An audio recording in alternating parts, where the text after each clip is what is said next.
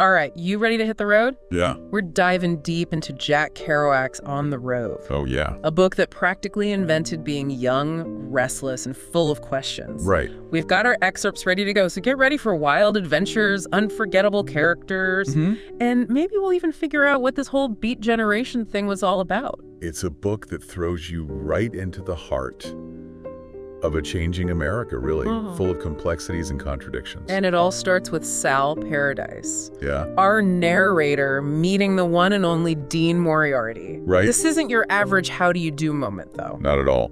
Kerouac describes Dean as this captivating, almost mythical figure. Remember that line? He's like a young Gene Autry. Oh, yeah. A sideburned hero of the snowy West. Oh, yeah. Dean blows into New York with Marilou, his beautiful little sharp chick. Right. Fresh off the Greyhound, and what's their first stop? Not some swanky jazz club, Hector's Cafeteria? Wow.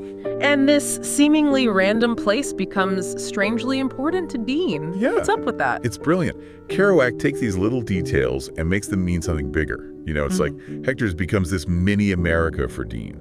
A place to chase desires where fleeting moments feel like they'll last forever, which of course is kind of what Dean's whole life is about, isn't it? Right, and the way the story unfolds, it's like a jazz riff jumping between different times in Sal and Dean's friendship. Yeah. Kerouac's riffing on freedom, experience, all that good stuff. Exactly. That non-linear style is like being on the road. Unpredictable, sudden changes, thoughts just pouring out.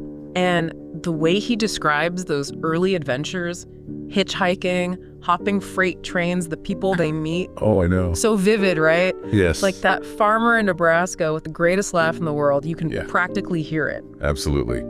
Kerouac captures those short but meaningful encounters that get to the heart of America, finding beauty in unexpected places. Yeah. You know. And those encounters shape Sal's view, especially his friendship with Eddie. Right. This hitchhiker they meet in Iowa. Okay. Eddie's heading to Denver, but there's some baggage back in New York. Sounds like he's running from something. Yeah. What do you make of that? It's interesting, right? Eddie's carefree on the surface, full of stories. But there's this restlessness, maybe even desperation underneath.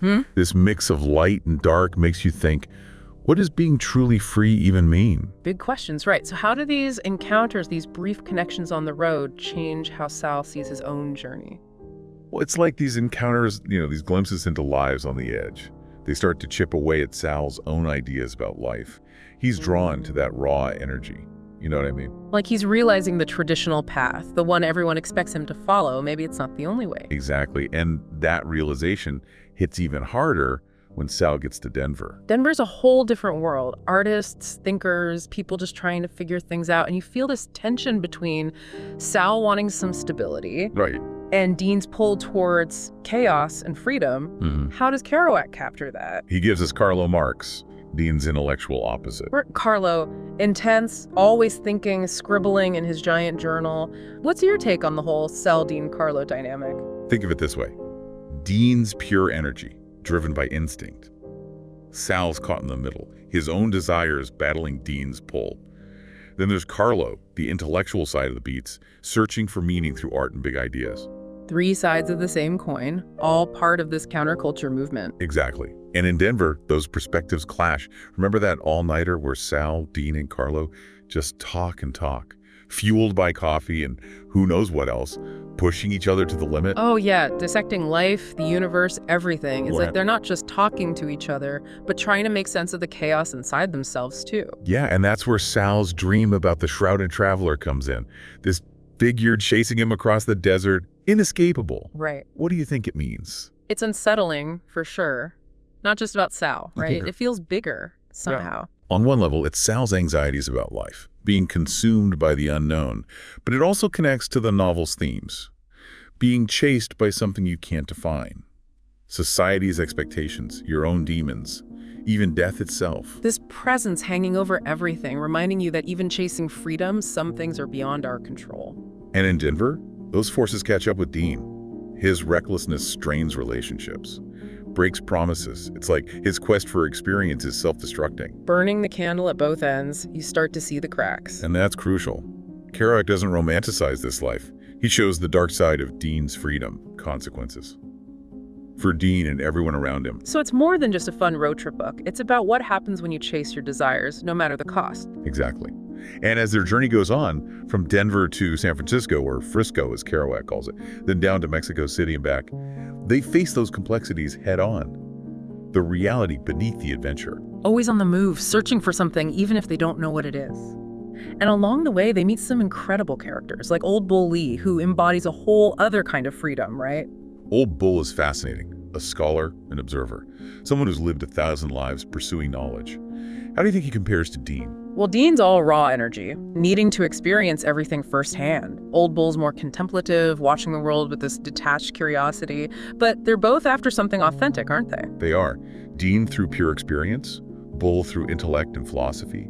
Two sides of the same coin, different paths to the same elusive goal. And that search leads them to some dark places, especially once they reach Mexico. Mexico becomes this symbolic underworld for them, intense, vibrant, but also dangerous and full of despair. The way Kerouac describes it, it's like entering another realm. The rules of their world don't apply anymore. And in that realm, they're forced to confront the limits of their own freedom, to face the consequences of their choices. Like that wild night in the Gregoria whorehouse. What a scene. Intense. It's exhilarating and unsettling all at once. Music, beautiful women, this feeling of total liberation, but also this undercurrent of darkness, like they're pushing too far. They're losing control. Yeah, and you're right. It's like after that, the air goes out of their tires, you know, that a manic energy, it fades. And there's this melancholy settling in, like maybe they haven't found what they were searching for after all. It's interesting how Kerouac uses the American West to really highlight that disillusionment, you know? Yeah. Sal's on the bus back east, and he sees this young woman who just screams, "Lost generation." Remember that? Yeah, she's just staring out the window, this empty look on her face, like she's seen too much, lost all hope, it's heavy. Yeah, and if we connect that to the bigger picture, it speaks to the disillusionment of that time, post-war America, trying to find its footing, dealing with the trauma of war, the world changing so fast. And Sal sees that in everyone he meets, right? These fleeting glimpses into lives that all have this emptiness, this longing for something more. And that's what makes On the Road so powerful, right? It's not just about the thrill of the open road, but the search for meaning, connection, realizing that life's moments, they're fleeting. And those moments, they catch up with Sal and Dean as their journey winds down. Their paths split, and you feel that their friendship, once so intense, has run its course. It's kind of heartbreaking. It is.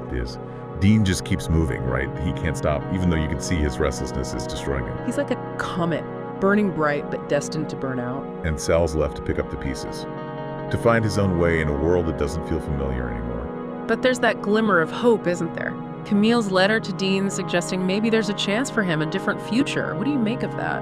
That letter is so important. Yeah, it reminds us that even in all the chaos, the disillusionment, there's still love, forgiveness, a chance to find some peace. So what's the final word? Is On the Road a celebration of freedom or a warning? What do you think? Well, that's the big question, and I think Kerouac wants us to decide for ourselves. You know, the novel embraces freedom, the joy of discovery, but also shows us the consequences of living life on your own terms. It's a story about the beauty and pain of being alive, searching for meaning in a world that often feels meaningless. And that's a journey we're all on, in a way. Whether it's a physical road trip or just figuring out our own lives, we're all looking for something, trying to understand our experiences, find our place. Exactly, and maybe that's the real message of On the Road. It's not the destination, but the journey that matters. That searching for meaning, even when we don't have all the answers, that's what makes life rich and deep. So what stays with you after finishing On the Road? So it's like, is it that call of the open road, the search for who you are, or the bittersweet reality of how moments and relationships change? Think about that as you continue your own deep dive into the world of Jack Kerouac.